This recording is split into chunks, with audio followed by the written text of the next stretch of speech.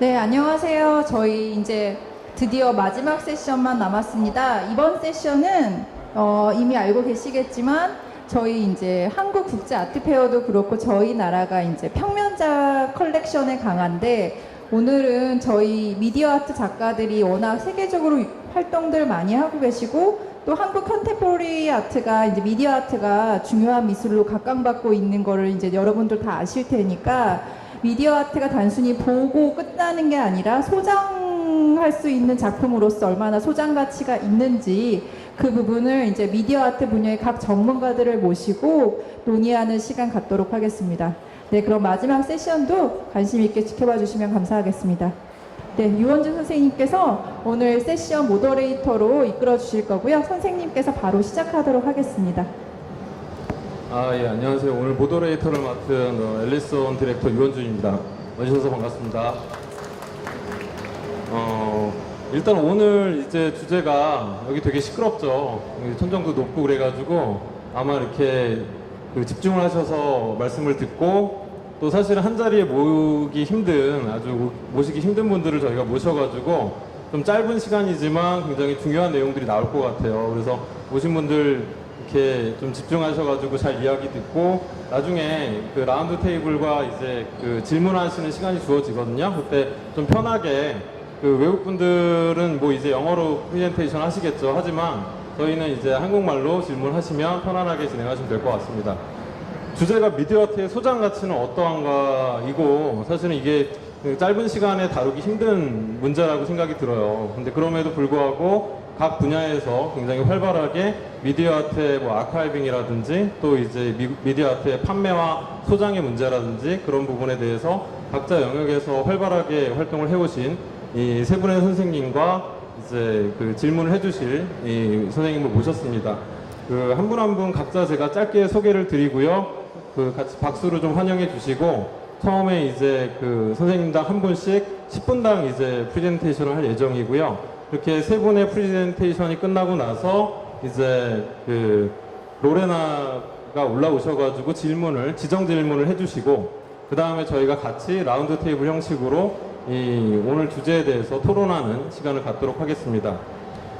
제 왼쪽으로요, 뭐 아마 한국에서 미디어 아트 쪽으로 공부를 하시고 연구를 하시는 분들은 굉장히 반가운 이름일 것이라고 생각을 하는데요. 이제 라이점의 설립자이자 또 이제 미디어 아트라는 책을 또 우리나라에서 널리 이제 좀 보여주고 계시는 이 마크 트라이브 선생님 소개해 드리겠습니다. 박수로 환영해 주십시오. 예, 그리고 그 옆에 이제 저 왼쪽 끝에 계시죠? 이제 아트 아젠다의 이제 에디터기도 하시고 또 V드럼 설립자기도 하셔요. 그래서 아마 또 관심 있으신 비디오 아트라든지 미디어 아트 분야에서 관심 있으신 분들은 또 되게 반가운 이름일 거라고 생각을 하는데요. 예, 필리파 라모스 선생님 자리해 주셨습니다. 예, 박수 부탁드리겠습니다. 예, 그리고 뉴스쿨에서 또 교직에 계시고 또 사실은 이분 글 아마 미디어 아트 쪽 관심 있으신 분들은 이플럭스에서 아마 글을 좀 많이 보신 분들도 계실 거예요. 그래서 또 오늘 또 와주셔가지고 중요한 얘기 해주실 겁니다. 맥켄지 와크 선생님 소개해드리겠습니다. 가운데. 예, 이렇게 지금 세 분의 발제자가 각각 10분당 오늘 해당 주제에 대해서 말씀 프레젠테이션을 해주시고 그 다음에 지정 질의를 로레나로부터 좀 받고 나서 우리가 같이 토론하는 시간을 가질 거니까요. 오늘 뭐 길지 않은 시간이지만 좀 집중해서 들어주시고 나중에 활발하게 토론을 진행했으면 좋겠습니다. 먼저 마크 트라이브 선생님의 발표 좀 초청해서 듣겠습니다. 박수로 환영해 주십시오. Thank you so much. 안녕하세요. It's really a pleasure to be here. I want to thank the amazing organizers at KAMS for inviting us to participate. The title of my talk this afternoon is This file is corrupted and cannot be opened. Have you seen that message on your computer before? How to collect media art without getting error messages. I'm going to begin just by reminding or letting you know that I'm an artist. We haven't really heard from artists so far in these conversations, so I'm happy to share an artist's perspective with you. So I think I'm partly here because way back in 1995, I became interested in the internet as an art medium. And this is, I think, the best definition I know of internet art, art that happens online.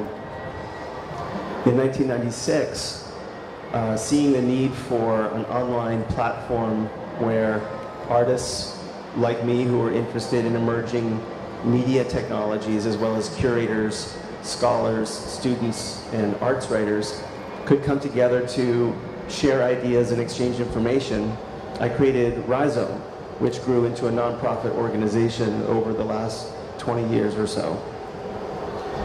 In 2003, it took on residence at the New Museum of Contemporary Art, which gave it some organizational stability.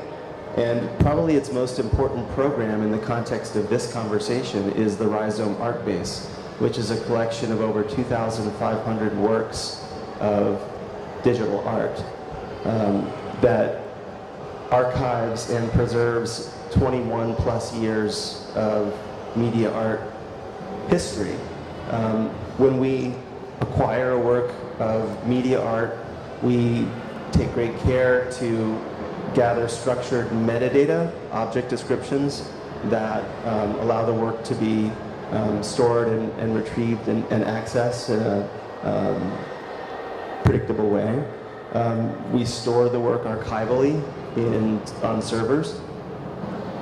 We do a lot of work on conservation, and something I'll talk about a little bit later, but there are a lot of issues that arise with digital art that things like painting and sculpture and photography do not share, because digital art is obviously technology-based.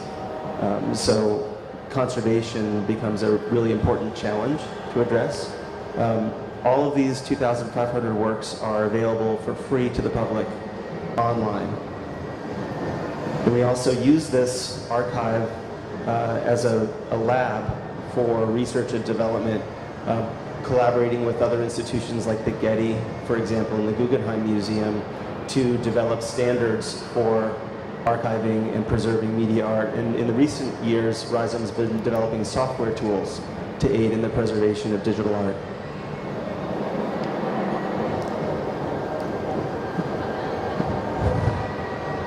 Before I move on, I just want to mention that one of the works that's featured in the art base is a piece called Samsung by Young-Hae Chang, Heavy Industries. They're based here in Seoul.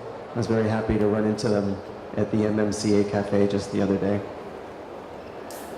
So I'm going to walk you through a couple of examples from my own work that illustrate some of the challenges and solutions to preserving digital art. So back in 1995, I lived in Berlin, and I was curious about how, hi Young-Hae. They're here, great. I was curious about how Berlin as a city was under construction at the same time as the World Wide Web was under construction. So I tried to map the virtual space of the internet onto the physical space of the city, rode around Berlin on my bike, taking digital photographs of construction sites, and then put them online. So wherever you clicked on the map of Berlin, you would get a corresponding image of a construction site. Now, I made this work 21 years ago, and in 2005 I was approached by a curator from the Montclair Museum asking if I'd be interested in including this work in an exhibition focused on art from the 1990s. And of course I said yes. But when I went onto my website to check out the work and make sure it still worked, it had died. I hadn't visited in a few years, and it was basically no longer functioning. The HTML code in which I had written the website didn't work anymore. Browser standards had changed. Now in this case, it was a pretty simple matter for me to take a look at the code, brush up my own HTML skills, and then update it so that it worked again. And so if you're thinking yourself as a collector of net art or any other kind of work that involves software code, one approach to conservation is simply to fix things as they break. Now, sometimes it's really difficult to fix work when it's broken. This is a piece that I made in 2004, commissioned by a gallery called Computer Fine Art. The work took the CNN website and stripped away all the text and advertising, leaving a minimal composition of color fields and photographs. So on the left, you see what the CNN website looked on a certain day in 2004, and on the right, you see my stripped version. You could actually navigate around the minimal version of the CNN website by hunting for links and clicking on them, and move through this stripped down version of the website, kind of revealing its aesthetic structure and allowing you to pay more attention to the images. Now, this work also no longer functions, and one of the reasons why is that the CNN website's code has changed radically. So it would be very difficult, in fact, at this point, to fix this work. I could probably remake it, but the CNN website has changed so much that it really wouldn't be the same artwork. So in that case, if someone had collected this work and they wanted to bring it back to life, they would really need to either work with me to figure out how to remake the work, or if I were no longer around, hopefully they would have permission and have to discuss with me in advance what to do when technology eventually changes. Now, another solution, if we had had it at the time, would be to use a software tool like Rhizome's web recorder. This is a really cool server-based software solution that allows you to basically record the data stream of an online art project so that it can be played back later, reperformed is what Rhizome calls it, on any computer. So if I were making a work of web-based art today, I could capture it using web recorder, and then 30 years from now, when computers have completely changed, one could use this tool to reperform it, even if, for example, let's say that I made a project that was about mining Facebook or mining YouTube, and Facebook and YouTube, of course, won't be around. You could use a tool like this to preserve a work for the long term. So fast forward to the present day, I've been thinking about artistic preservation for so long that it's kind of gotten into my bones, and I've started to think about how we might be able to use art as a kind of back door to preserve an experience of nature and wilderness that is at this point very vulnerable and ephemeral. So this project New Nature involves my going with a cinematographer to wilderness areas and recording 24-hour-long 4K videos in these wild places, capturing a day in the life of a wild place in ultra-high definition video with immersive sound. I'm just here clicking through some examples of what this video looks like at different times of day. So the idea, I'm making this work with preservation in mind. When hopefully an institution like the Museum of Modern Art acquires this, then say 300 years from now, when my great-great-grandchildren's great-great-grandchildren go to the Museum of Modern Art, they might be able to get a sense of what a place like the Catskills looked and sounded like before it was destroyed by climate change and mass extinction. So we're living in this really troubling time when our generation and the next couple of generations will be presiding over the inevitable destruction of the ecosystems upon which life depends. And I'm thinking to myself as an artist, what's the most important thing I can do with the 20 or 30 years of artistic productivity that remain for me? And I think this is it. So I'll be working on this probably for the foreseeable future. So what is media art? And if we're going to try to collect it, I thought I'd try to offer you a definition, because in addition to making art, I've taught and written about it for quite a while. I'd like to offer this definition. Media art is art that's made with media technology. Not all technology is media technology. How do you know what technology is media technology? Well, is it used by the media industries?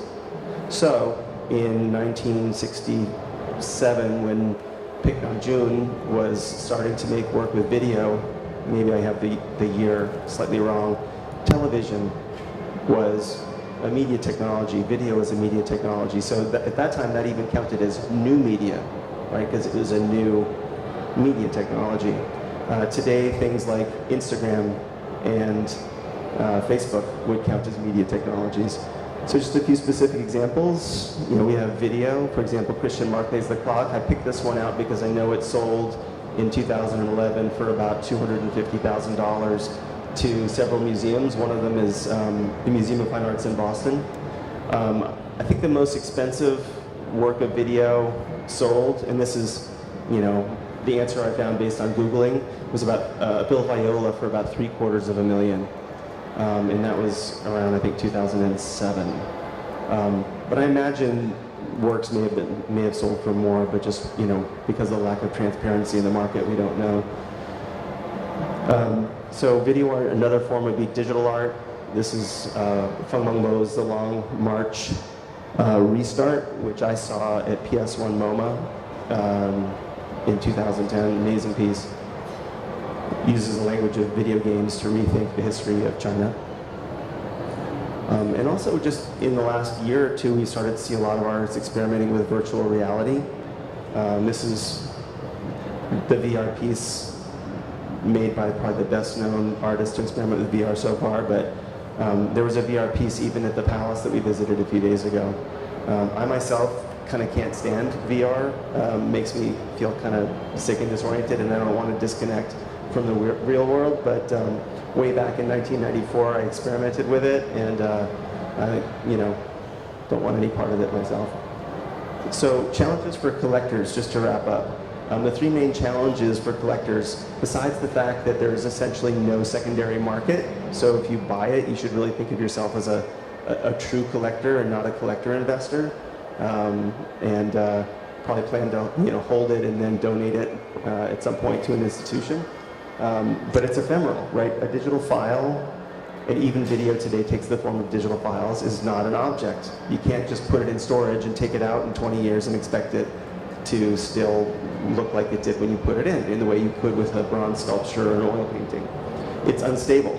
Hard drives fail, tape degrades, hardware breaks. And then thirdly, the technology, the hardware and software on which it's based, will inevitably become obsolete. You can think ahead when you're collecting, and you can work with artists to try to anticipate that, but those I think would be the three main challenges besides the lack of a secondary market, which I think a true collector shouldn't care too much about. Solutions. So if you're going to acquire this kind of work for your collection, you need to make a preservation plan. And the way you do that is to first work with the artist, and if they're represented by a gallery, with their galleries. A lot of new media artists and media artists do not work with galleries. They work primarily, you know, directly with institutions like museums and nonprofits. You can work with institutions such as Rhizome and MoMA, and also other collectors. There's some very serious collectors of media art, like, for example, the Thomas, based in Chicago, or the Kramliks in San Francisco, and there's several in Europe.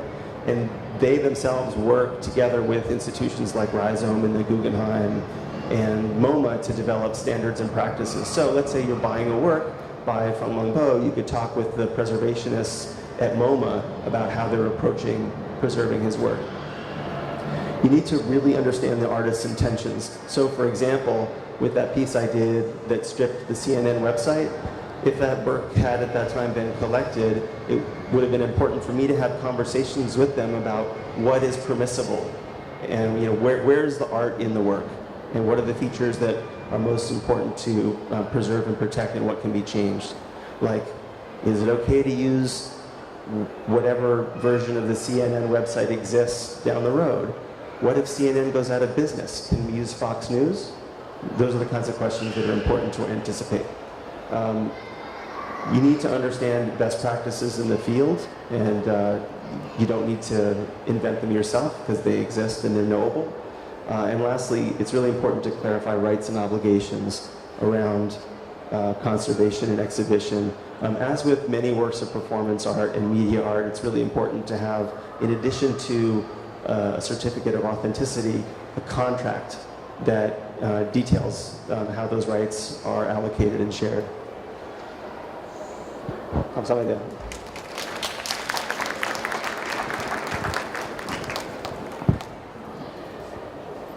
네, 아마 저 미디어 아트 작가분들이시나 여기 뭐 아까 정영애 중공업 선생님들도 아마 오신 것 같은데요. 그 작가분들이나 아마 또 미디어 아트를 보존하고 또 복원하고 수집하는 아마 분들한테는 아마 지금 이제 마크드라이브 선생님이 해주신 말씀 중에 굉장히 재밌는 그리고 또 아주 라이점이 시도했던 아주 유용한 시도들도 같이 아주 짧은 시간에 보여주셨는데요. 아까 웹 레코더 같은 경우에는 라이점이 시도하는 굉장히 아주 혁신적인 시도거든요. 그러니까 사실은 초기에 아까 소개해 주셨던 넷아트나 웹아트 같은 경우에는 형체가 없기 때문에 나중에 온라인 기술이 많이 이제 바뀌고 나서는 그거를 사실 복원하기도 어려워요. 초기에 예를 들어서 플래시로 만든 웹페이지 같은 경우 지금 열리지가 않잖아요. 그러니까 그런 부분들도 사실은 이제 복원할 수 있는 방법들을 꾸준히 연구를 하고 있는 거죠. 그리고 나중에 이제 그 미디어 아트의 속성을 사실 알아야지 우리가 그거를 보존하고 또 그거를 이제 아카이빙하는 방법에 대해서 이야기할 수 있을 텐데 아까 이제 세 가지 특성을 말씀하셨죠. 뭐 이렇게 아주 불안정하고 공개와 같고 또 지속적이지 않기 때문에 사실 그 특성을 염두에 두고 이제 아카이빙을 해야 된다는 거 이게 굉장히 중요한 이 미디어 아트를 복원하고 보존하고 아카이빙하고 또 나아가서 판매하고 소정하는 데 있어서도 굉장히 중요한 어떤 요점들 같습니다. 아주 짧은 시간에 아주 핵심적인 말씀을 해주셔서 아주 놀라웠고요. 이어서 이제 필리파 라모스 선생님 모셔가지고 죄송합니다. 맥켄지 와크 선생님이 먼저 또 진행하실 것 같습니다. 두 번째 맥켄지 와크 선생님의 발표 프레젠테이션 듣도록 하겠습니다. 박수로 맞이해 주십시오. Thank you. My thanks to Korean Arts Management Service and Gallery Weekend Korea and Korea International Art Fair for having me here again. It's a pleasure to be here for a second time. And this was originally about, what is collected when something is collected was the question I wanted to ask. And I just sort of changed the title a bit. Yep. So, my collectible ass. I mean, that's the title that I thought I kind of go with. That is not my ass, that's Iggy Pop. I don't want any confusion about that. All right, and I wrote the remarks for the translators to make it a little easier. My thanks to the translators too, by the way. To think about digital objects as collectible, it may help to start by asking what is actually collected. We tend to think that what is collected is a rare object. Should advance this a little bit. Here we go. We tend to think that what is collected is a rare object, but what makes it rare? Perhaps there is more than one way to make an object rare. To make a digital object rare, it can be locked in various ways, and my example is also Christian Markley, the clock. Now it's supposed to be seen only in specially designed installations where it runs for 24 hours, although apparently the artist's wishes about that did not stop the hedge fund manager Stephen Cohen from using his copy as a screensaver or his gallerist Jay Jopling from screening this work at a party. So, maybe trying to lock the work is not the only way to go about thinking about making it collectible. Attempting to lock the information in the digital work to some material form or situation may create more problems than it solves. As Cory Doctorow has argued, relying on digital locks does not... I need more hands. Does not really empower the artist or the owner, it empowers the maker of digital locks. And in any case, it takes away some of the special qualities of digital object as a form. If a digital object merely imitates other kind of objects, it's not really a digital object anymore anyway, so why work in that medium? What might be more interesting is to consider how the very properties of spreadability that characterize digital objects can be turned to advantage to make them collectible as well. And paradoxically, an object whose image is very widely spread is a rare object, in the sense that few objects have their images spread so widely. This can be exploited to create value in art objects that are not, in the traditional sense, rare or singular. And the future of collecting may be less in owning the thing that nobody else has, and more in owning the thing that everybody else has. The artwork is not what it used to be. Perhaps one could think of 3 stages in the evolution of the artwork, each of which has its own kind of rarity and collectability. The first stage, we now think...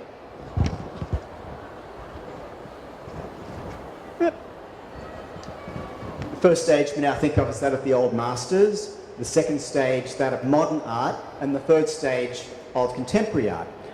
which may now only still, just be starting to reveal its true form. So the first stage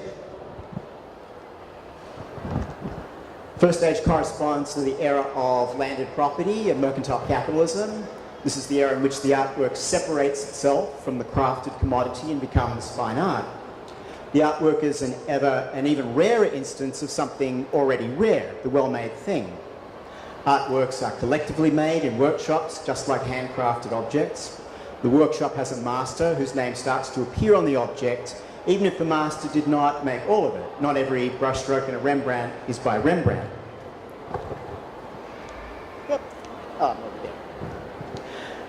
The second stage corresponds to the era of industrial capitalism. Here the rare and collectible thing is no longer an exemplary instance of the crafted commodity, it's opposed to it. The commodity is no longer made by a craftsman, but by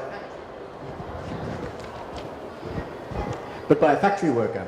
The rare and collectible object is the product not of this alienated factory work, but of a kind of work and play outside of alienation, the work and play of the artist.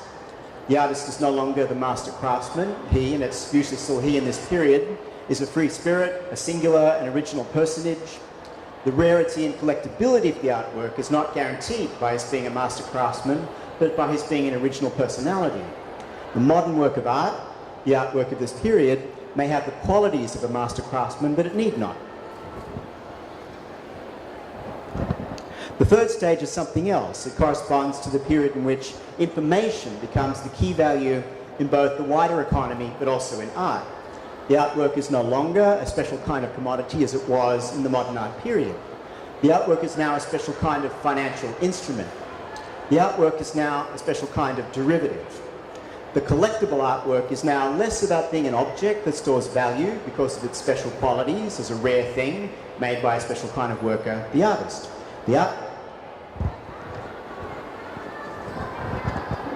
It's now collectible because it's a financial instrument in a portfolio that manages and hedges risk. The key is the role of information about the artwork. The information about the artwork is actually the most important thing about it. What establishes the value of the work is that people talk about it, write about it, circulate even unauthorized copies of it. The more it circulates, the more value it has. The actual work is derivative of the value of those simulations and circulations. So let me give an example, which is a kind of limit case. Twice I appeared in artwork by Tino Segal. I was one of the interpreters recruited for his work at Marion Goodman Gallery, which is called This Situation, 2007. I was also in his first large-scale work in New York, which is called This Progress, in 2010. Here's This Progress. Oh, not there yet. All of Segal's work use actual humans to be the work. The KISS uses dancers. This Progress used a lot of academics, as we could talk a lot, and the job was to talk to the people who came to the gallery. The works were always a series of protocols for how interpreters are to interact with each other and with the public. Now, YAS does not want any of this documented at all. There are no officially sanctioned photographs of any of these works. There's no written documents with the protocols the artist created. In this sense, it's a step beyond works like Yoko Ono's instruction pieces or notational work by Lee Lozano. If you wish to buy a Segal work, you're instructed orally in how to perform it, and a verbal contract will be conducted in the presence of a small army of lawyers and witnesses and so forth. Now, when I was an interpreter for Segal's This Situation, I got invited to the party, which was at Marion Goodman's Central Park West penthouse apartment, where, of course, I ended up smoking cigarettes outside with his assistants, as I really had no business being there with the collectors and art world luminaries. I had no more business being there than a tube of paint from Richter's studio would. But I did get this good bit of gossip. A Segal almost went on the secondary market. So imagine that, an artwork that has no material existence at all, outside various parties' memories, being sold again to another collector, but where what is really in the collection is not the work at all. What is collectible is not the artwork or even the documentation. What is collectible is the simulation of the work beyond the art world and beyond it. Now, when I was interpreting this work at the Goodman Gallery, the art critic Jerry Saltz came regularly and spent a lot of time with us. And he put it on his top 10 list in 2008. Now, I later ran into Saltz and Roberta Smith, another art critic, at a showing of work by Alex Perlstein. And my partner, Kristen Clifford, was in this one. She's also an interpreter. So both my partner and I are artworks, in a sense. She's on the right. All right, so I was at this work, and Jerry Saltz was there with another art critic, Roberta Smith. I tried to persuade Smith and Saltz that all of Tino's interpreters had the Segal signature tattooed on our asses. And I offered to show it to him, but he didn't take me up on it. I mention this because it's not just the information about the artwork circulating in the world that makes it collectible, it's also the noise, in this case a false rumor I was trying to start about what part of the work might constitute. So as with any other financial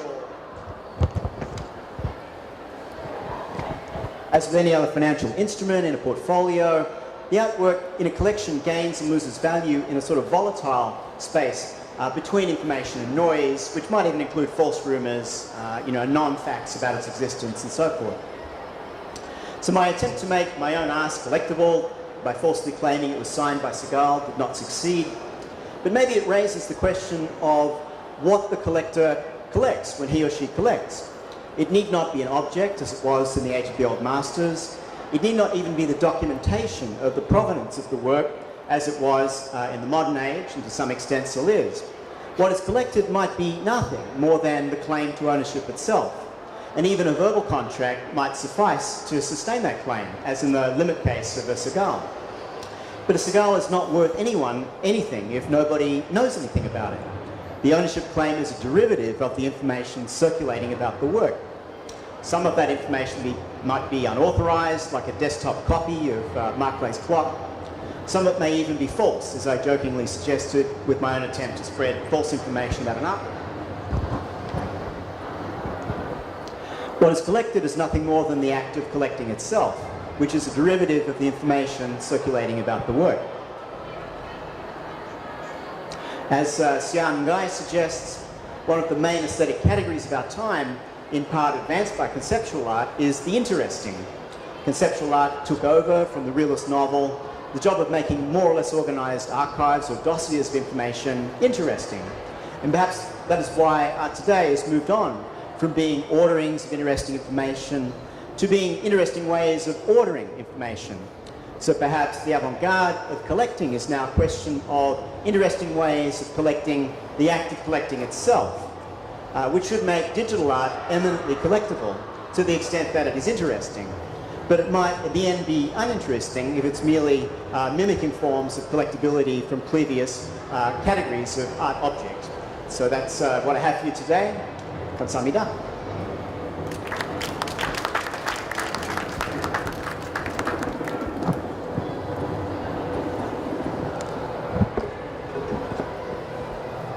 네, 여기 저 공간이 좀 천장이 높고 막 이 소음이 계속 이렇게 들려가지고 아마 시끄러우실 텐데, 이 두 번째 이제 선생님께서 사실은 첫 번째 어떻게 보면은 미디어 아트를 소장하고 미디어 아트의 형식이 어떤 부분에서 차별성을 갖는지에 대해서 말씀을 해주셨다면, 지금 맥켄지 선생님은 사실은 미디어 아트 작업이 기타 여타의 다른 작업들과 어떤 부분에서 다른 차별성을 갖고 자신만의 희소 가치를 또 만들어가야 되는지에 대해서 설명을 해주셨습니다. 그래서 아마 두 분의 발제가 연결되면서 또 오늘 주제를 좀 더 강력하게 조금 서포팅해주고 있지 않은가 생각이 드는데요. 이어서 세 번째 이제 필리파 라모스 선생님의 발표 들으면서 또 관련 논의 이어가도록 하겠습니다. 박수로 맞이해 주시기 바랍니다. Thank you for the introduction, and thank you all for being here. For me, the fact that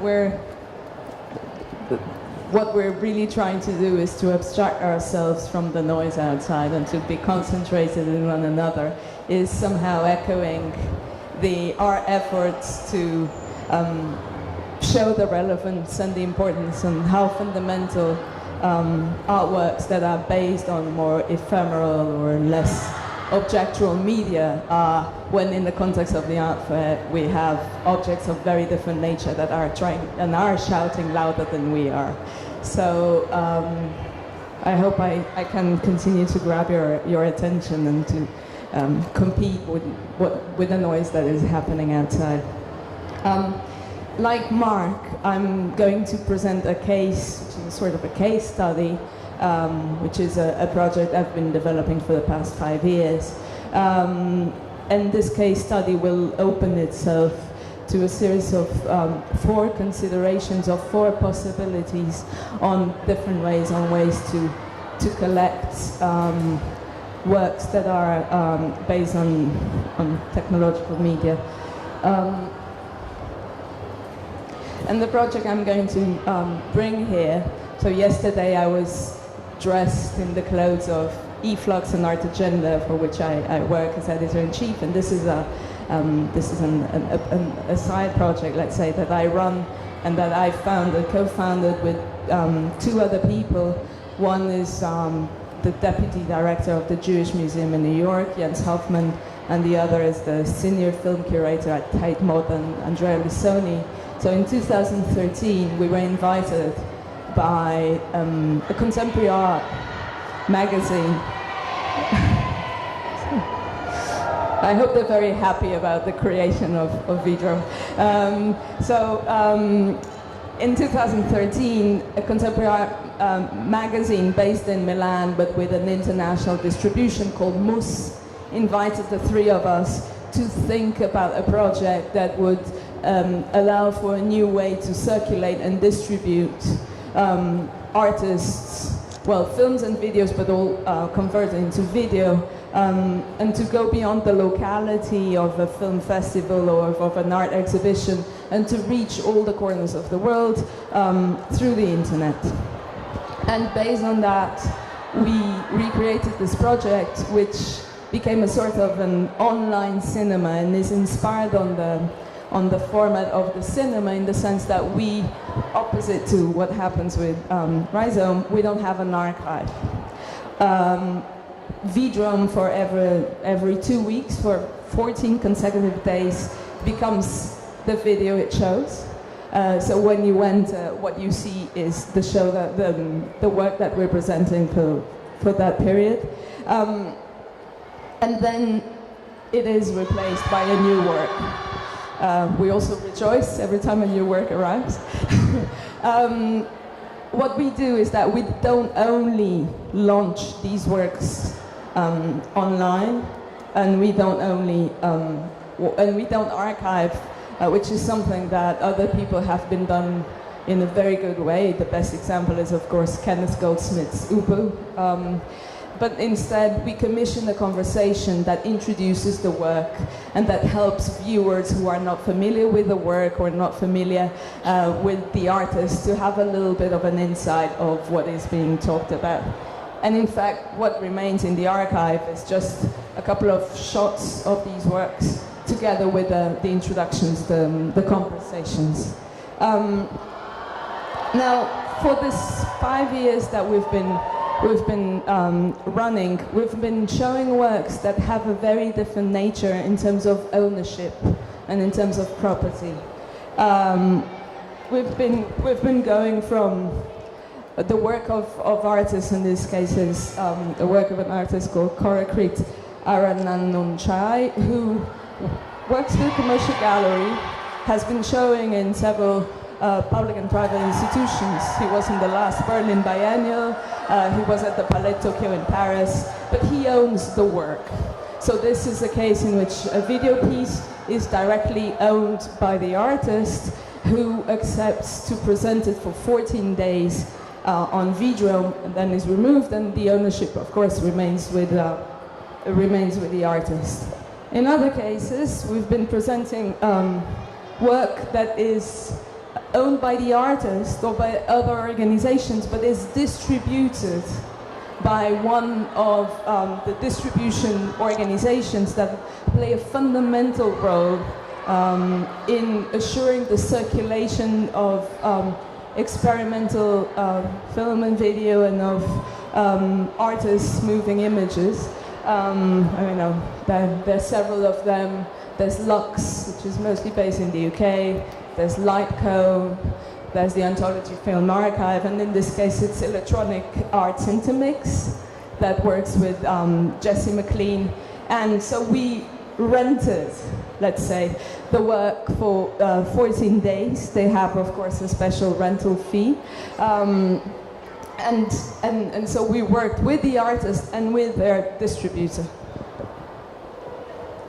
Other works instead are privately owned by collectors who either commission the work, and these collectors can be private individuals or organizations, institutions, museums.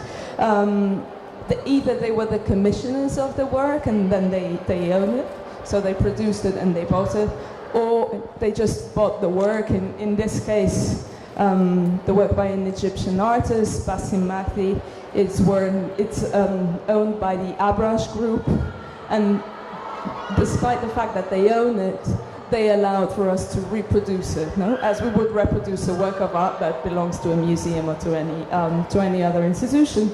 And the same case with a Pichapong Verzetikus video, Vampire and M Hotel, which were commissioned by the Louis Vuitton Foundation. And they belonged to the Louis Vuitton Foundation, and we had to sign an agreement and a contract. And for those 14 days, we were, again, streaming the work of that belongs to a private collection. Another such case, in this case, not a private collector, but a public institution. It's a work from 2012 by Camille Henrault, this young French artist who became extremely successful in the past years. And the work was commissioned by the Pompidou Center that was celebrating the relations between France and India, and invited the artist to go to India to make her work in response to the Indian context she encountered. And then the work belongs to the collection of the Pompidou. And of course here I'm presenting works that are somehow flat, not only because they're presented on the screen, but because their different media and the different specificities of their media have been flattened to a digital support. For instance, Basim's work was a 60mm film originally, that was then converted to HD video and then uploaded online. And so it's not the case here, but it is important, of course, to consider, there's a little bit Mark spoke, about the differences of the materiality and of the supports of different works, and how very often we're talking about new media, and new media is already old media now, which is the case of artists who work with film and who are actually interested in the rarity and the delicacy and the fragility of a media that it has become obsolete, but whose value relies exactly on the material nature of the work and on its being obsolete, as if artists have somehow accepted the responsibility to pursue the life of a material that is otherwise considered to be dead. Now there are all these discourses about the death of film and so on and so forth. Now, in relation to the different ways in which these works are owned and in which these works are collected, they offer also various examples of possibilities. One of them is to consider the collector as a producer. The collector as a producer in the sense of having, being part of the production process. So an artist needs to make a work, wants to make a video, and needs a certain amount of money in order to make that work. And this money is invested by the collector, who then becomes one of the producers, appears in the credits of the work. And so somehow this is allowing not only for that who is interested in investing in the work to be within the work, be part of the work, part of its making, and then of course to negotiate and to reflect about the way in which this production investment will contribute for the acquisition of the work. No?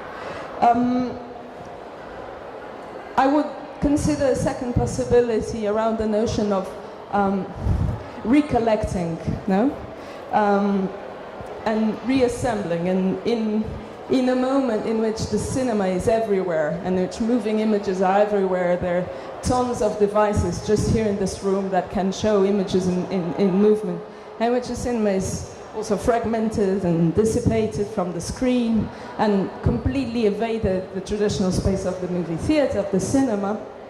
The notion of recollecting, that is, of assembling again, of remembering, becomes a fundamental task. Not only because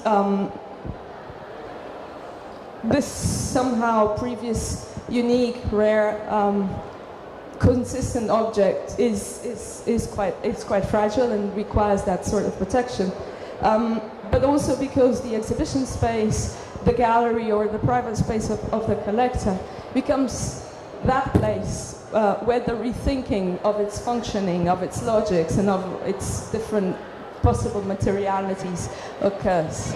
So it's about this idea of re-bringing together, reuniting. A third case is a model that has been developed last year and is being tested right now by the Tate Modern in London, and is a model of shared collecting. That is, there's a shared ownership between different collectors, different institutions who have access to the work, the property of the work, but this is shared between different ones. Let me give you an example. 2016, last year, a young French artist called Cyprien Gaillard showed the work in Sprutmagers, in a big German gallery in Berlin, and the work is a 3D video. An additional 5, each one costed $500,000, which is a quite high amount if you think he's a relatively young artist, and that is a work that is relying on a support that is already obsolete now, just 1 year after, you know? And a public institution like the Tate Modern doesn't have currently the economical possibilities of acquiring such a work. And so what they did, which is a little bit similar to the model they used to get Christian Marclay's clock, is that they acquired the work between different institutions, and they then share, negotiate, and enter into agreements on how, when to show it. And not only that, but also by doing so, they drastically reduce the costs of the conservation and of the preservation, which becomes fundamental for works like this. And so this is another way of thinking, which is a collective, collaborative a model, which for me is far more interesting than the conventional competitive manner of institutions working, which is let's work together, let's assure the future preservation of a work by this shared investment. Last but not least is what I would like to call the medium promiscuity. That is, we have artists working with video, making videos and working also with film, who also work intensively with other media. Think of the British artist Tacita Dean. Tacita Dean makes films, but she also makes drawings. She had a huge drawing installation at Documenta 13, for instance. She exhibits photography, and therefore a collector who is strongly invested in showing her work and in having a consistent amount of different work produced by Tacita Dean necessarily sees the film as part of a whole, where other elements have a stronger objectual nature. No? They have these photographies or these drawings.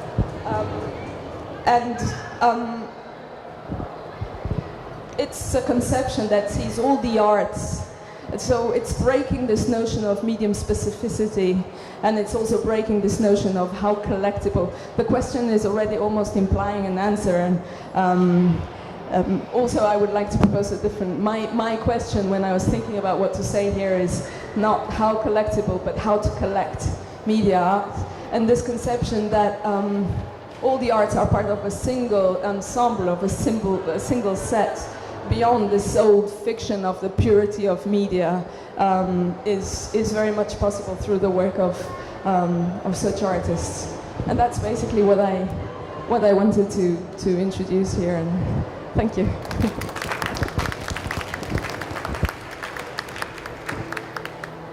자, 지금 저 필리파 라모스 선생님 발표가 끝났는데요.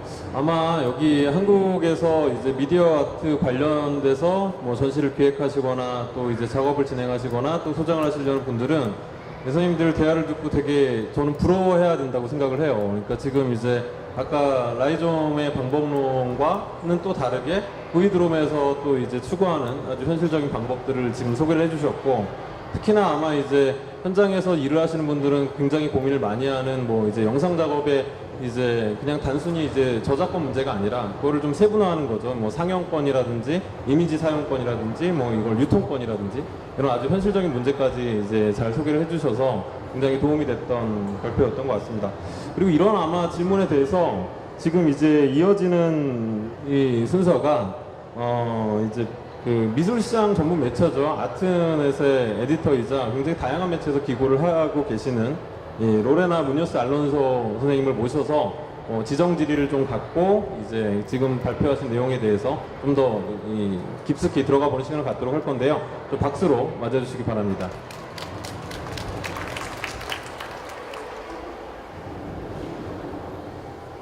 Hello. Hi. Thanks for having me. Thanks to the speakers for your fascinating presentations.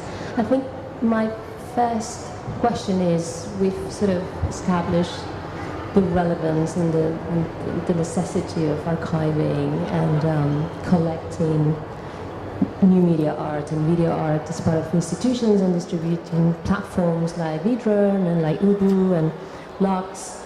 But I'm wondering, to our speakers, how important do you think it is that media art is collected by small private collectors, not like institutions and but like the good old-fashioned collecting?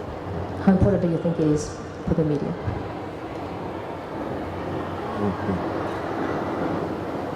I think it's really important that it's collected by institutions. Institutions have the unique ability to preserve the work and present it to publics over time. As somebody who's made a lot of media art, the responsibility of storing and preserving one's own work can be really challenging. Painters and sculptors who do large work have the challenge of physically storing their work, which can be expensive, but it's rather straightforward. Although media art doesn't tend to take up a lot of physical space, the challenges can be, time-consuming. The preservation and conservation can be time-consuming and expensive. So, to me, that's the main reason beyond financial support for the artist. There are a few major and serious collectors who collect media art, but beyond that, there are some galleries like Bitforms, for example, in Carol Fletcher in London, Bitforms in New York, that have focused on media art, and certainly there's lots of galleries that show some media art among the rest.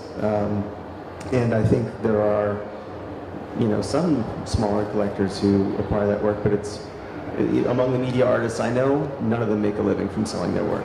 So the main consideration, I think, is more about conservation and then long-term presentation opportunities. You could think about it the other way around, in the sense that now everyone is a collector. I've just photographed, all the interesting stuff I could find in the Korean Art Fair, and it's on my cell phone now, in the most degraded copy you could possibly imagine. So we probably all have like huge archives. And one of the things I tell students is document everything all the time and make sure you keep the archive in a way you can access in 20 years. Because you never know, you may have been present at something that in 20 years' time will turn out to be valuable. It's not the only reason to do it. So you could think about like a bottom-up process by which collection and curation might happen, rather than collecting as being something that happens much later, that successful people do it at a certain moment in time. You really approach the whole thing the other way around, where everybody starts doing it and you figure out later what had value and who has it. Yeah, but I'm wondering, I thought it was really intriguing what you said, because usually, as you said, the value in the art world is being predicated on exclusivity. And you're saying that maybe the new parameter is accessibility and spreadability. But how do you then differentiate art from stuff, from a meme, from a video clip? I mean, what gives it value? Like, what separates it from everything else that we have on our mobile phones? And does it matter to you that it's the same, that it's not the same? I think that's the paradox, is that we really don't have yet an economy that would interact with the fact that it's information. And so to be working on that, that would be the avant-garde of collecting, would be to try to figure that out, of how can you have something that has value that isn't rare in the sense of its physicality, but it is rare in the sense that that's the one, like that's the image that will end up representing an entire era, epoch, scene, or whatever. So like that's the paradoxical nature of it, to like sort of give up a little bit the physicality of ownership and to think about the collecting role as something quite different. Mm-hmm.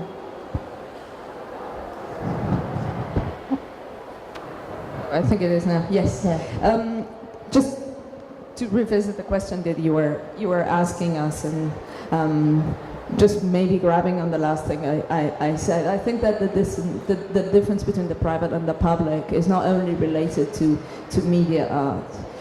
It's relating to all forms of collecting, and I do believe that on the long run, the relation and the forms of dialogue between private and institutional collectors are fundamental, especially taking in consideration that very often museums rely on donations and and collectors are also relying on museums to assure the preservation of their work, not only videos or films or works that were made for the internet, but also large-scale works with a strong objectional nature that collectors know that they will, that they are interested in having them in collections, on display, in museums, in art centers.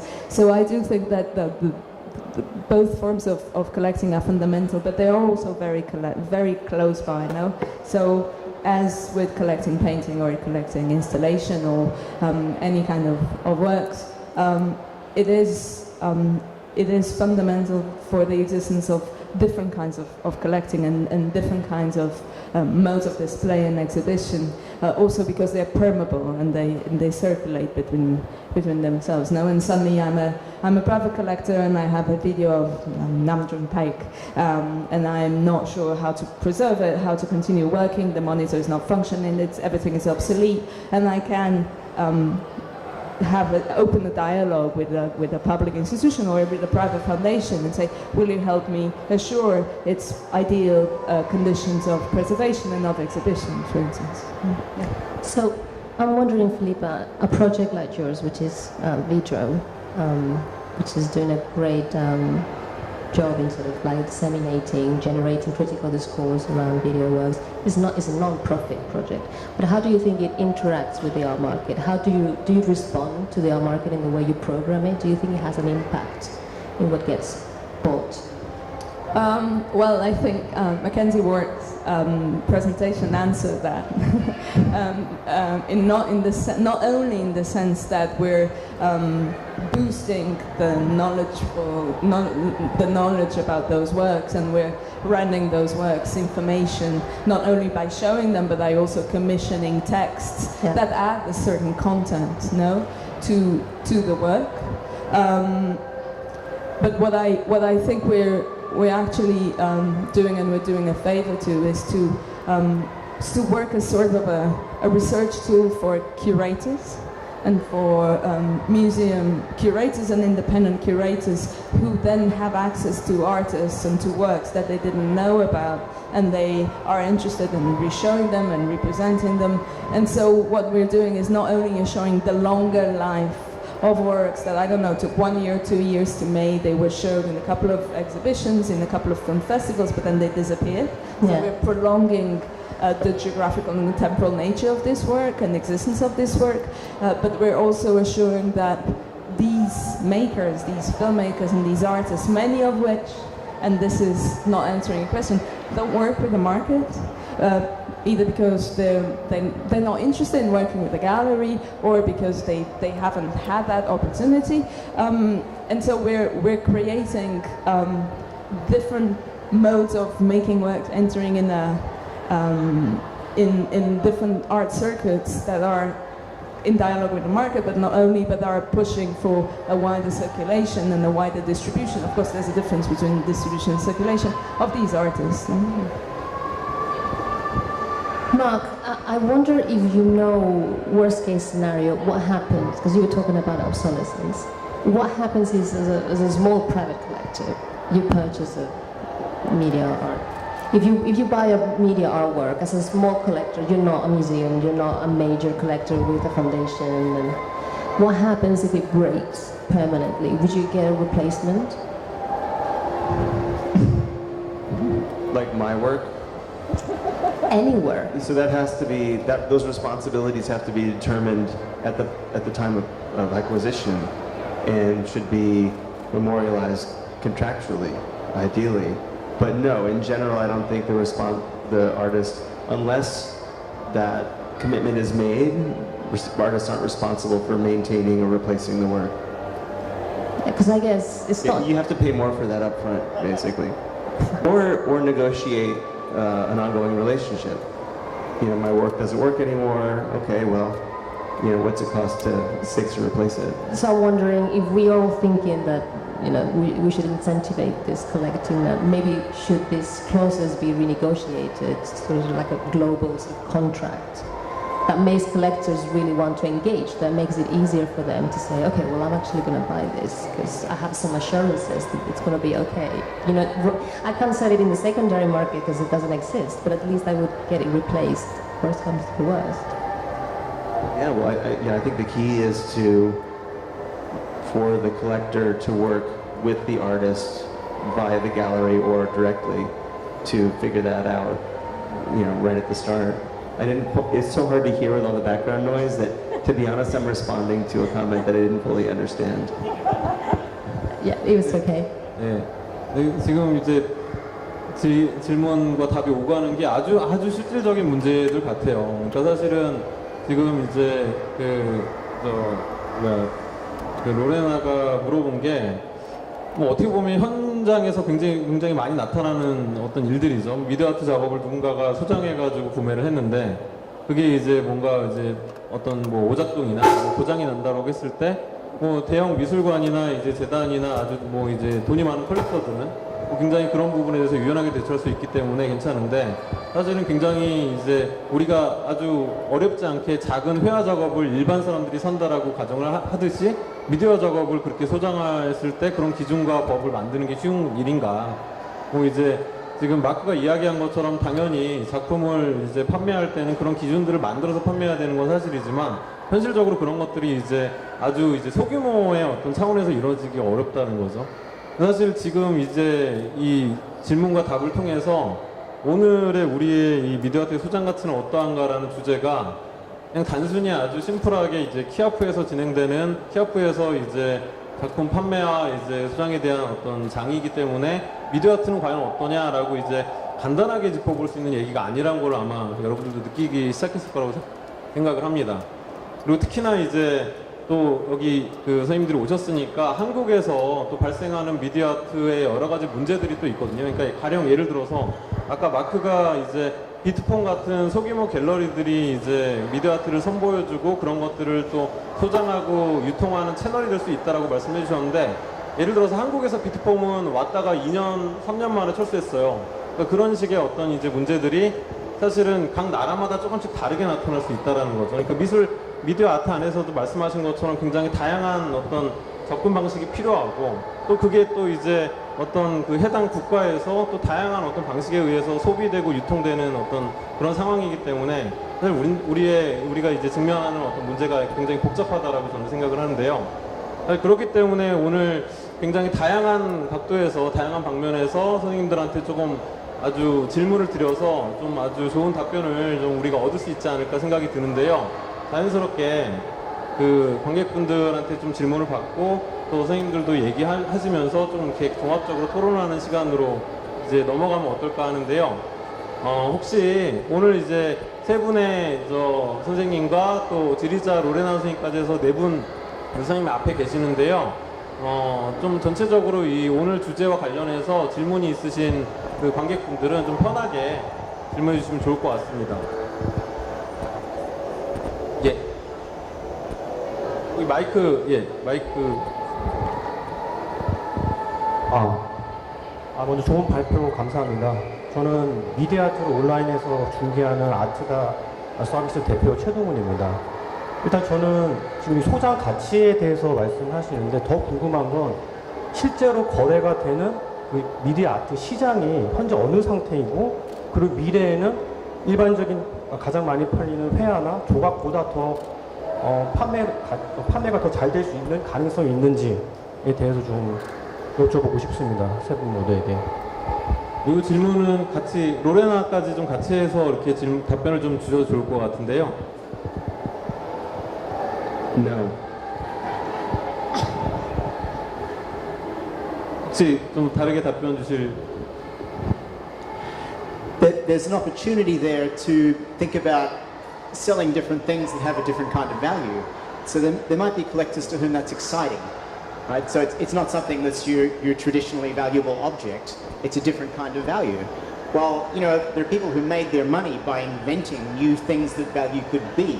Like that's your potential collector, right? Someone who's willing to take that kind of risk and might want a sort of portfolio of different kinds of art, including some highly speculative ones that are like, well, no one knows how this is going to be valued in 20 years' time or 40 years' time. So I think that's where you're looking for someone who might think this is something interesting and something different. I just would like to elaborate on my rather terse response. You know, so I've been very invested in media art and new media art for about 23 years, and every year this question is asked, and people optimistically suggest, as Ken has, that someone's going to figure it out and there will be a market. I'm just becoming pessimistic about that.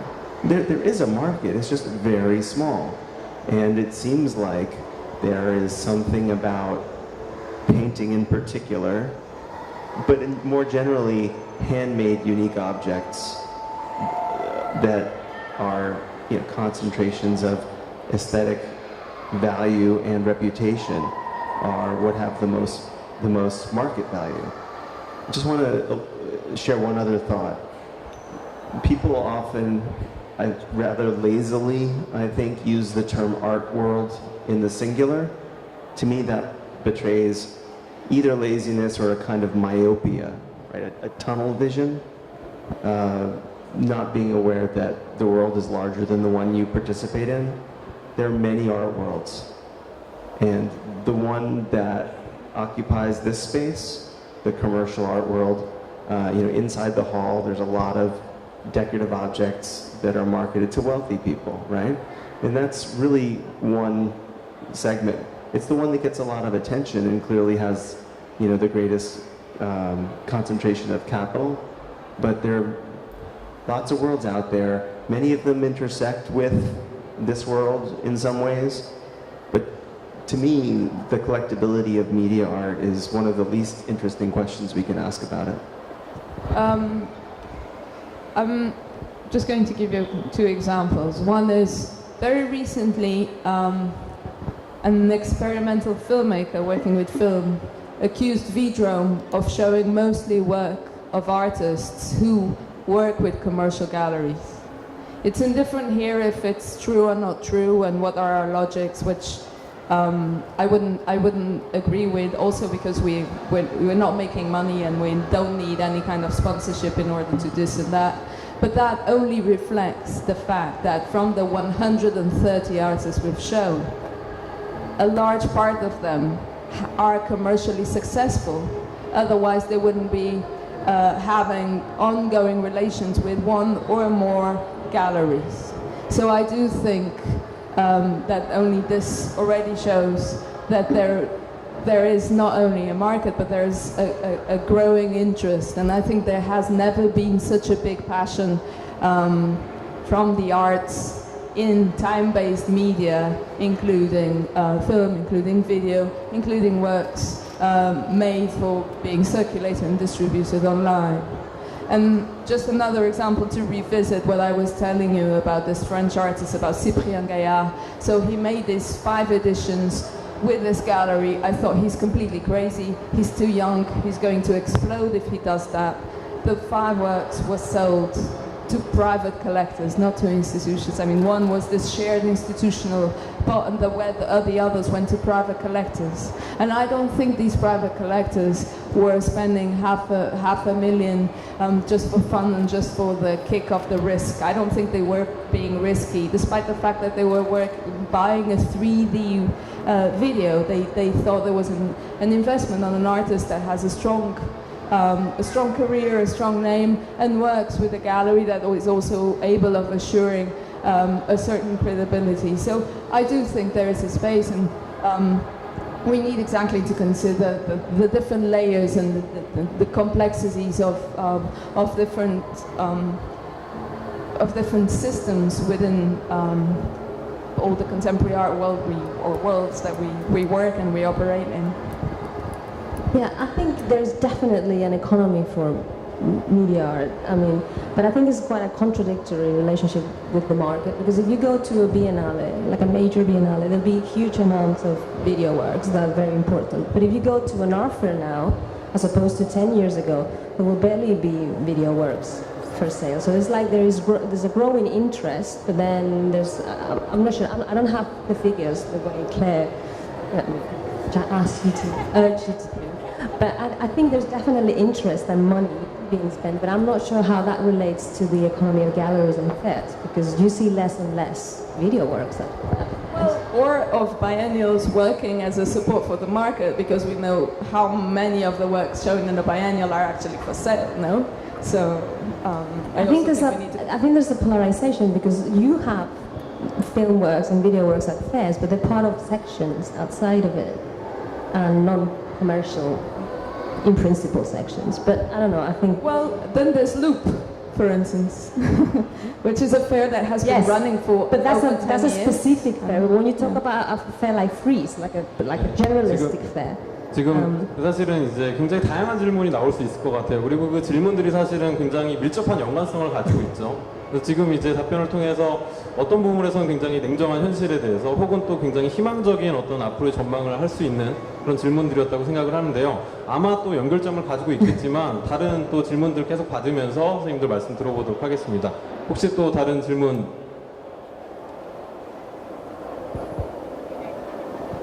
예.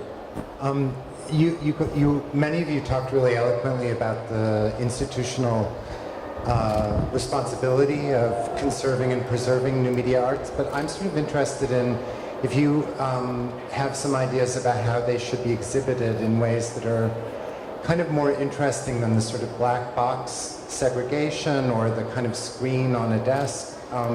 It seems to me that museums also need to spend, or public art spaces need to spend some time thinking about exhibition tactics too. 이 질문은 마크나 필리파께서 좀 답변을 주시면 어떨까요? 질문 답. Yeah, sure. So, okay. My sense is that comes out of a collaboration between the artist and the curator usually. So artists like myself who work often in installation, I didn't show any of that work. There's this dialogue that, especially with newly commissioned work, that begins often long before the work is complete, and often involves financial considerations, like how expensive is it going to be to set up a certain kind of film loop, for example, or can we afford to do rear projection screens as opposed to front projection screens? Can we do 4K? I really want to, show the work on the outside of the museum instead of the inside. So this isn't really something that's led, I don't think, by museums. It's led by the artists, and then it becomes a kind of brainstorming and negotiation. In my experience, museums are really eager. Museums and other kinds of institutions, like, say, Site Santa Fe, or, in Europe, the Kunsthallen, or even sometimes cinemas. Right? Like, I've done work in which there's performance and cinema combined in a performance and film rather combined in a cinematic environment.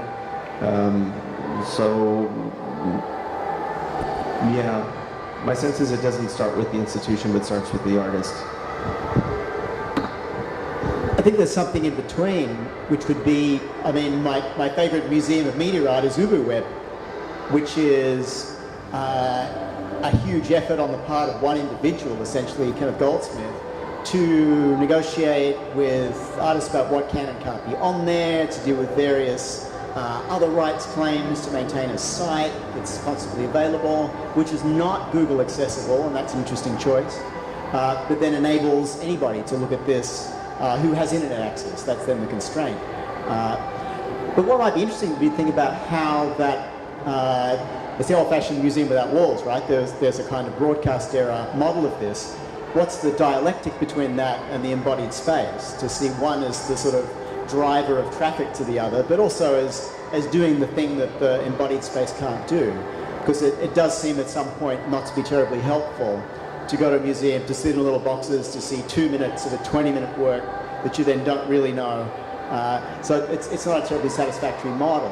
But maybe that work belongs outside, and then the actual thing that you need access to is either the archive or the artist, is to actually have the physical presence of the person, interact with them, and the work doesn't even need to be in the museum at all.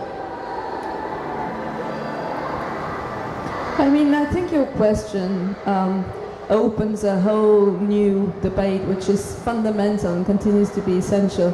But maybe it's I'm doing a little bit of a detour from the topic of this presentation in order to answer you, because I think we've all suffered by seeing work by artists shown in very wrong ways. I don't know, a film by Andy Warhol shown as a video, projected with a wrong ratio, with the sound not coming from the projection or from the... And therefore, we should all promote and struggle for correct institutional practices in terms of display and exhibition, and also for the better education of many curators who don't have medium specificity, who sometimes even fail to understand the difference between a film and a video. No? And in that sense, institutions do play an important role, a fundamental role in setting the best practices and the best modes of exhibiting and of showing these works, and also best practices works in terms of fees. Many of these artists work with galleries, some don't work, and as when you show a film, maybe you should consider the artist's fee and set also a model in terms of promoting labor relations, which is something, again, I'm going on a sidetrack, but that's a fundamental question, but yeah, we don't have time for that. 사실 예, 아마 질문 이어서 아마 해주실 것 같아가지고 예, 질문 예, 해주시죠. I think that Lorena opens a really interesting consideration when you talked about how the video art is exhibited in the fairs and how commercial it is. I think there's a reason about that, why the video art is not mainly in the art fairs like Frieze or Art Basel, is because probably the fairs are not the proper space to be exhibited. And I think this is the point. I mean, mainly the time-based media requires like an attitude. I mean, in the fairs, the light is too hard. Probably sometimes you can see, the sound is not the proper one, and at the same time you need an attitude. Maybe it's a long piece, and you need to be seated to understand. The fairs are really quick, and it's not the place. That's why, in that case, when we were founding Loop 15 years ago, just to provide to the galleries this space where the video art can be exhibited in a proper way. Probably it's not the best way or the excellent way, but it's another way that is different than the first. And I'm afraid that the art market, the video art market is increasing every year, but at the same time, I have to say that the fairs are not the proper places to be exhibited. Just one quick response. I agree with you, but I also have to say that I had really important encounters with video work at fairs historically. And obviously it's not the place in the sense that it requires a commitment. It's also expensive to build the boxes, it's not, and it's also not an easy sell, so you'd rather put a painting perhaps in your gallery rather than a video. But I think there's an element of responsibility as a gallerist of also, representing your artists working in this sort of field at important fairs. There's a sort of internal tension even in the expression media art, and we're coming at this from two different sides. You can see media as a subset of the art, in which case all of these things apply. Or you can really see art as a subset of media, which would be the point of view I'd like to switch you over to seeing the other side of. And they're mutually exclusive frames, but you can think them both together. And it might be useful to think art now really also as a subset of media, where the economies and even ontologies of that media then start to apply more than those of the art world as historically considered. 드디어 사실은 이제 문제가 복잡해지기 시작했죠. 드디어 이제 미디어 아트 자체에 대한 그 속성에 대한 논의, 그리고 그걸 보여주는 방식에 대한 거, 그리고 지금 이제 그 말씀하셨지만 사실은 이제 미디어의 방점을 찍을 것이냐 아트의 방점을 찍을 것이냐에 따라서 얘를 소화하고 소비하는 방식도 굉장히 달라질 수 있기 때문에 사실 이 논의가 사실 이제 아카이빙 소장 같이 뭐 이런 차원에서 시작을 했지만 결국은 미디어 아트가 가지는 아주 다양한 속성들, 아까 비디오 아트가 얘기가 나왔지만 사실 비디오 아트는 굉장히 어떤 부분에서는 되게 명료하죠. 또 현대 미술의 장 안에 많이 안착한 어떤 장르라고 볼 수 있는데, 아까 이제 마크가 이야기한 뭐 요번에 폴 메카시가 선보인 VR 작업이라든지 이런 것들은 사실은 이제 그 소장이나 아카이빙에 대한 논의가 굉장히 어렵습니다. 그래서 아마 그런 부분에 대한 조금 더 우리가 물론 이제 다 연결되는 어떤 질문이고 논의이긴 하지만 다시 또 이제 우리 주제로 돌아와가지고 이 주제 안에서도 또 할 얘기가 너무너무 많거든요. 그래서 혹시 또 다른 또 질문 있으시면 또 연결해서 또 질문 받도록 하겠습니다. 네. 예. Yeah. Right. Well, the question, just to quickly get back to the market, which might help things. And I think Mark said that one of the big issues was the fact there's no secondary market for renewable art, and that is a fundamental problem. I mean, in terms of the media the market going forward, and everyone always feels like, well, someone's got to, who's going to do it? It sort of absolves the responsibility in a way to who is responsible for developing the secondary market. And I hearken back to something like photography, which I always talk about, managing to create a market which didn't fit into the art market as well. And it's a number of the players who took responsibility for actually trying to set the infrastructure for that. So the auction houses took a big role in that. Who do you think might be the person or the entity who should be primarily taking responsibility for kickstarting and creating an infrastructure and a market? Is it the auction house who can create a new media sector and then bring things together, or is there a party you think who should take that responsibility? 아까 마크 지정에서 Oh, sure. It's dealers and auction houses. That's who sells work on the secondary market. But you have to have people who want to buy it. I'm sure they try. I think the gentleman there had a question. He's now looking down, but he was really eager to ask a question a minute ago. No? You had a question, right?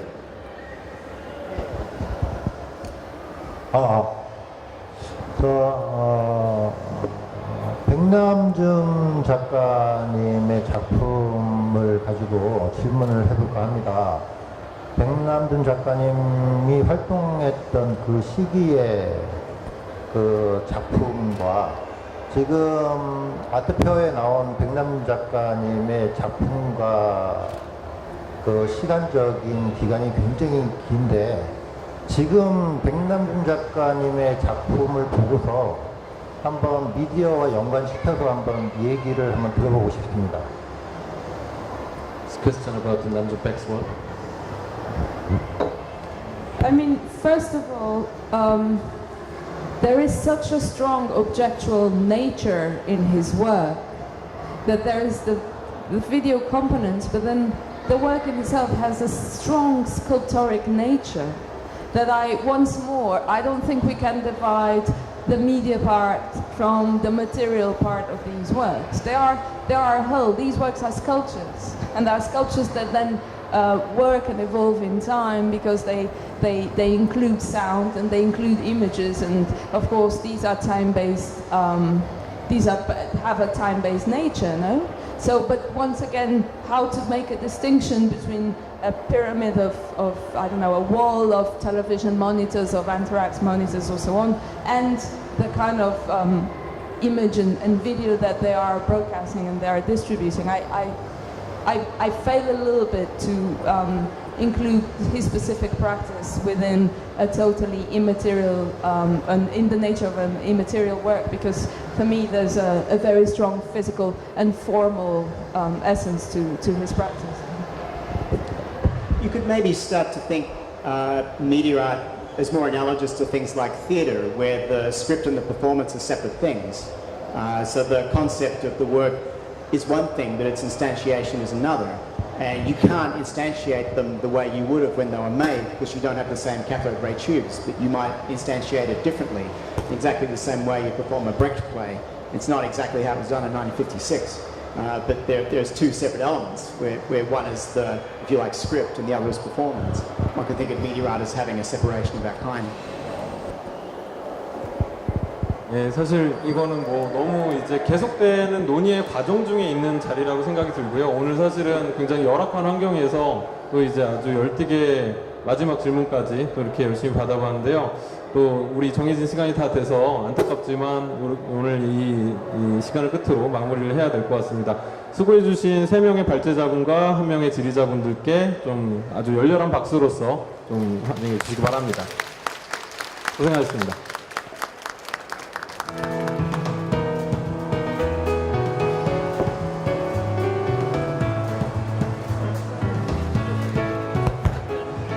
네, 오늘 끝까지 여기 참석해 주시고 경청해 주셔서 너무 감사드리고요. 저희는 내년에 또 여러분께 좋은 패널 분들과 함께 좋은 주제로 다시 찾아오도록 하겠습니다.